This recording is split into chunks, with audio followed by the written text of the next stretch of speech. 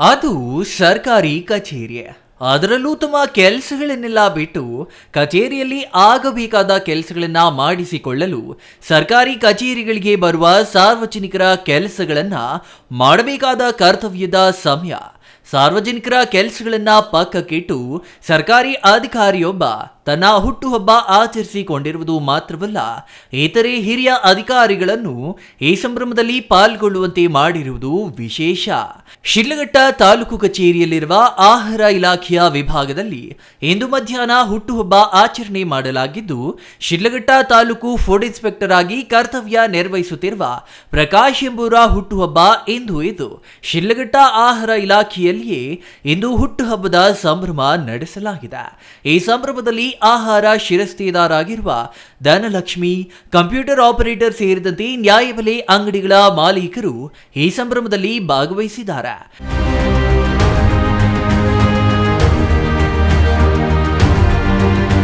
Sidlaghatta food inspector ಆಗಿರುವ ಪ್ರಕಾಶ್ ಅವರ ಹಿನ್ನೆಲೆಯೇ ನೋಡಿದರೆ ಮತ್ತಷ್ಟು ಭೀತಿ ಹುಟ್ಟಿಸುತ್ತದೆ.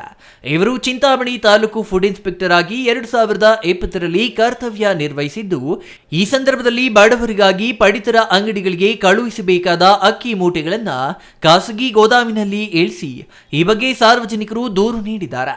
ಈ ದೂರು ಪರಿಶೀಲಿಸಿದ ಮೇಲಧಿಕಾರಿಗಳು ಅವರನ್ನ ಬೆಂಗಳೂರಿಗೆ ವರ್ಗಾಯಿಸಿದ್ದಾರೆ.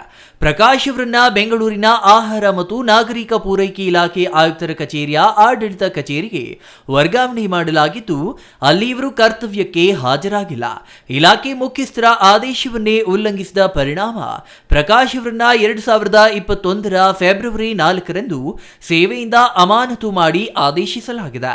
ನಂತರ ಇವರು ಕೆಎಸ್ಸಿಟಿಯುನಲ್ಲಿ ಅರ್ಜಿ ಸಲ್ಲಿಸಿದ ಕಾರಣ ವಿಚಾರಣೆ ಬಾಕಿ ಇರಿಸಿ 2021ರ ಮೇ 5ರಂದು ದಕ್ಷಿಣ ಕನ್ನಡ ಜಿಲ್ಲೆಯ ಜಂಟಿ ನಿರ್ದೇಶಕರ ಕಚೇರಿಯಲ್ಲಿ ಖಾಲಿ ಇದ್ದ ಪ್ರಥಮ ದರ್ಜೆ ಸಹಾಯಕರ ಹುದ್ದೆಗೆ ಇವರನ್ನ ಪುನರ್ ನೇಮಕ ಮಾಡಿ ಆದೇಶಿಸಲಾಗಿದೆ.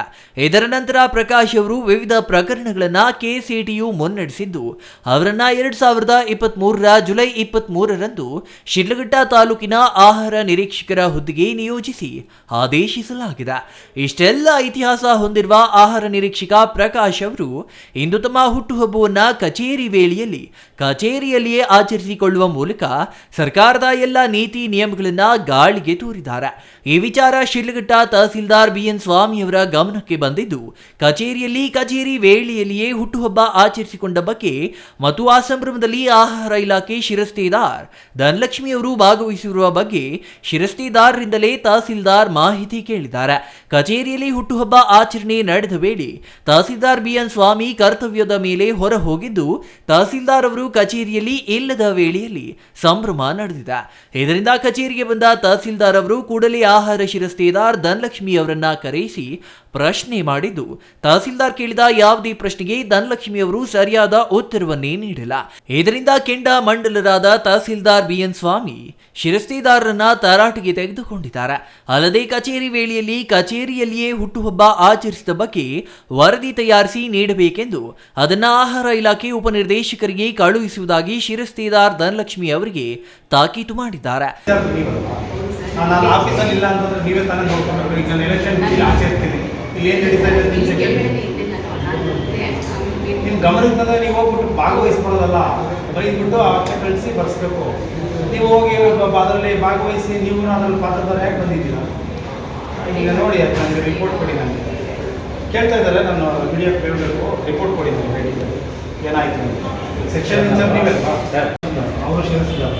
ಸೊ ಎಲ್ಲಟಿಗೆ ಒಬ್ಬರು ಇನ್ಚಾರ್ಜ್ ಇರ್ತೀರ, ನೀವು ನೋಡ್ಕೊಬೇಕು. ನಾವಿಲ್ಲ ಅಂತಂದ್ಬಿಟ್ಟು ನೀವು ಎಲ್ಲ ಥರ ಅವರು ಏನೇನೋ ಮಾಡ್ತಾರೆ ಮಾಡೋಗಿ ಎಲ್ಲ ಈ ಪಬ್ಲಿಕ್ ಕೇಳೋವಾಗ ಸೂಕ್ಷ್ಮ 2-3 ಬಾರಿ ಅಲ್ಲಿ ಸರಿಪಡಿಸ್ಕೊಳ್ಳಿ. ಈಗೆಲ್ಲ ಸಮಸ್ಯೆ ಮಾಡ್ಕೊಂಡ್ಬಿಡಿ. ಆಯಿತು ಬಿಡಿ, ಸರಿ. ಆ ಪ್ರಕಾಶ್ ನೀವು ರಿಪೋರ್ಟ್ ಕೊಡಿ, ಫೋಟೋ ಕಂಪ್ಲೇಂಟ್ ಕೊಡ್ತಿದ್ದಾರೆ. ನನಗೆ ಕೇಳ್ತಾರೆ ನೀವು ಹೆಂಗೆ ನಿಮ್ಮ ಮುಂಚೆ ಬಂದು ಬರ್ತಡೆ ಕೇಕ್ ಎಲ್ಲ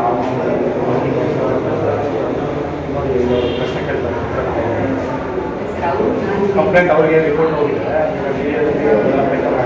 ಏನು ಏನು ಕ್ರಮ ಕೈಗೊಳ್ತೀರ ಅಂತ ಕೇಳ್ತಾರೆ.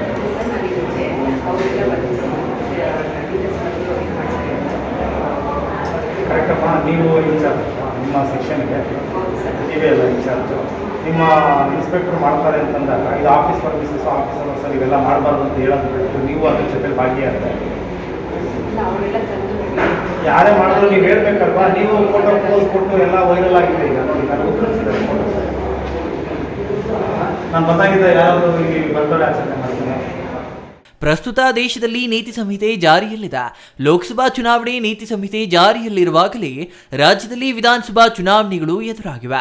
ಜೂನ್ 3ರಂದು ಆಗ್ನೇಯ ಶಿಕ್ಷಕರ ಕ್ಷೇತ್ರದ ವಿಧಾನ ಪರಿಷತ್ ಚುನಾವಣೆಗೆ ಮತದಾನ ನಡೆಯಲಿದೆ.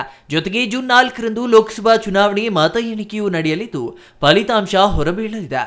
ಇಷ್ಟೆಲ್ಲ ಸಮಸ್ಯೆಗಳ ನಡುವೆಯೂ ಸರ್ಕಾರದ ಆದೇಶಗಳನ್ನು ಗಾಳಿಗೆ ತೂರಿ ಹುಟ್ಟುಹಬ್ಬ ಆಚರಣೆ ಮಾಡಿರುವುದು ಸಾರ್ವಜನಿಕ ವಲಯದಲ್ಲಿ ತೀವ್ರ ಟೀಕೆಗೆ ಗುರಿಯಾಗಿದೆ. ಜೊತೆಗೆ ಕಳೆದ 2 ವರ್ಷಗಳಿಂದ ಜಿಲ್ಲೆಯಲ್ಲಿ ತೀವ್ರ ಬರ ಕಾಡುತ್ತಿದೆ. ಪ್ರಸ್ತುತ ಸಾಲಿನಲ್ಲಿ ಮುಂಗಾರು ಪೂರ್ವದಲ್ಲಿಯೇ ಮಳೆಯಾಗಿರುವ ಕಾರಣ ರೈತರು ಬಿತ್ತನೆ ಬೀಜ, ರಸಗೊಬ್ಬರ ಖರೀದಿಗಾಗಿ ಕಚೇರಿಗಳಿಗೆ ಅಲೆದಾಡುತ್ತಿದ್ದಾರೆ.